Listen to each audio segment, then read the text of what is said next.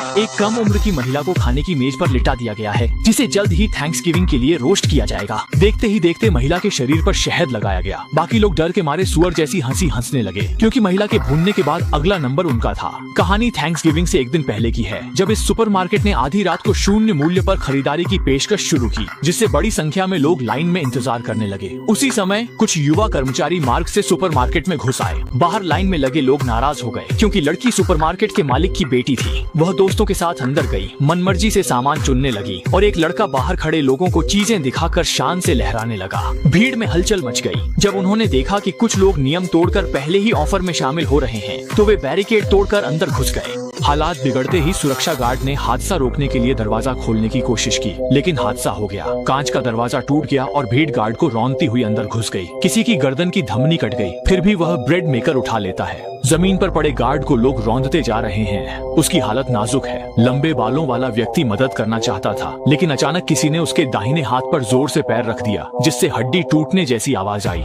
सुनहरे बालों वाली महिला गिर गई, लेकिन उसे उठने का कोई मौका नहीं मिला। एक शॉपिंग ट्रॉली सीधे उसके सिर से टकरा गई। उसके बाल ट्रॉली के पहिए में फंस गए, लेकिन इससे मोटी औरत को सामान छीनने में कोई फर्क नहीं पड़ा और सुनहरे बालों वाली महिला की खोपड़ी से बाल जबरदस्ती उखाड़ दिए गए। इस अफरा तफरी के बीच एक युवक अपने मोबाइल से वीडियो बना रहा था, क्योंकि वह वायरल होना चाहता था। जब तक पुलिस नहीं आई और छत की ओर गोली नहीं चलाई, तब जाकर मुफ्त खरीदारी से हुई घटना पर काबू पाया गया। घटना के बाद शहर के लोग सुपरमार्केट के व्यवहार को तुच्छ समझते रहे, लेकिन मालिक स्थानीय कारोबारी समूह से था, इसलिए मामला दबा दिया गया। मालिक से जवाबदेही नहीं मांगी गई और सुपरमार्केट सामान्य रूप से चलता रहा। अगले साल पिछले साल के पीड़ितों को धन्यवाद देने के लिए उसने बड़ा आयोजन सोचा, पर उसे नहीं पता था कि इस साल का थैंक्सगिविंग उसका मृत्यु दिवस बनेगा। सबसे पहले वही मोटी महिला मुसीबत में फंसी, जिसने पहले सुनहरे बालों वाली लड़की को टक्कर मारी थी। वह फ्राइड चिकन की दुकान में रोस्टेड डक बेचती थी। रात को दुकान बंद कर घर जाने से पहले उसने मेज पर एक मुखौटा देखा। उसे उठाकर चेहरे पर लगाया, आकार सही पाया, फिर शेल्फ के पीछे रखकर जाने की तैयारी करने लगी। लेकिन अचानक एक मुखौटा पहने व्यक्ति आया। उसने उसे कसकर पकड़ा और उसे पानी के टैंक में 3 मिनट तक डुबोया। उसने कोल्ड स्टोरेज का दरवाजा खोला और उसे जोर से बंद किया। उसके चेहरे की पानी की बूंदें ठंड से तुरंत बर्फ बन गईं। जैसे ही कसाई ने कुल्हाड़ी उठाई, मोटी दीदी ने डर के मारे खुद ही चेहरा फाड़ लिया। अगर वह थोड़ी भी धीमी होती तो पूरे गांव को इसकी सजा मिलती। वह गोदाम में छुप गई और पुलिस को फोन करने की कोशिश की, लेकिन मोबाइल उसके चेहरे को पहचान नहीं पाया।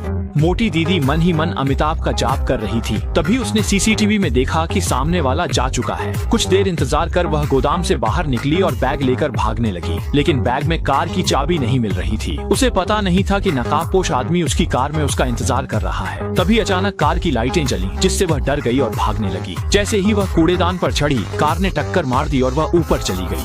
अगले दिन पुलिस ने देखा कि मोटी दीदी का निचला हिस्सा सुपरमार्केट के विज्ञापन बोर्ड पर लटका हुआ था। हालांकि पुलिस ने तुरंत ही इस जघन्य घटना को सील कर दिया, लेकिन मौके पर मौजूद कई तमाशबीनों ने वीडियो बना लिया था। इसी दौरान मिंग तिंग और बाकी सभी को एक ही समय पर एक ईमेल मिली। खोलकर देखा तो उसमें मोटी दीदी का निचला हिस्सा था। कुछ लोगों ने ज्यादा ध्यान नहीं दिया, उन्हें लगा कि यह कोई न्यूज नोटिफिकेशन है। वहीं पुलिस ने भी पहले अपराध स्थल यानी बर्गर शॉप की तलाशी ली। सीसीटीवी में उन्होंने देखा कि अपराधी ने मास्क पहन रखा था, लेकिन सिर्फ इतनी जानकारी पर केस सुलझाने की उम्मीद करना, ऐसा तो सिर्फ न्यूज में देखा जा सकता है। फिल्में भी ऐसा नहीं करती। हालांकि कातिल भी यही सोच रहा था। उसे डर था कि पुलिस को ठोस सुराग नहीं मिलेगा, इसलिए उसी रात उसने फिर वारदात की। इस बार उसका शिकार यह मोटा लड़का था। उसमें और पिछले शिकार में एक समानता थी। वजह सिर्फ उनका मोटा होना नहीं था, बल्कि पिछले साल थैंक्सगिविंग पर दोनों सुपरमार्केट में थे। मोटी बहन ने शॉपिंग ट्रॉली से किसी को टक्कर मारकर मार डाला था, लेकिन उस रात की सीसीटीवी फुटेज मालिक ने डिलीट कर दी थी, इसलिए वह भी कानून से बच निकली।